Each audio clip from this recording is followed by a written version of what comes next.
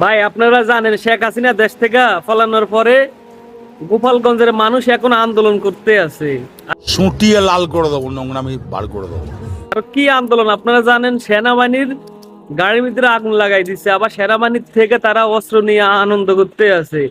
এরপর আবার সেনাবাহিনীদের আহত করছে। তাদের কত বড় সাহস, চিন্তা করুন একটা জিনিস। আপনারা জানেন ঢাকা শহর লাখ লাখ ছাত্র জনতা, আমাদের ছাত্র বাইরে এত আন্দোলন করছে, তাদেরকে এত অত্যাচার নির্যাতন খুন করছে, তারপরও তারা এত বড় সাহস করে নেই বাংলাদেশ সেনাবাহিনীর একটা গাড়ি আগুন দিব বা তাদের উপর আঘাত করবে। তাদের নিঃসন্দেহে তুই ঠিক কথা বলেছিস। এত বড় সাহস হয়ে গেছে গোপালগঞ্জের মানুষের। হ্যাঁ, এদের বিরুদ্ধে ব্যবস্থা জরুরি নেওয়া দরকার, নাইলে এরা দেখবেন আরো জ্বালা পোড়া স্টার্ট করবে। এরকম খালেদা জিয়া বলেছিলেন না, এই গোপালগঞ্জের নাম শেষ করে দেওয়া হবে। ঠিক এখন আমার মনে হয় সময় এসেছে গোপালগঞ্জের নাম শেষ কইরা গোপালীগঞ্জ দেওয়া দরকার।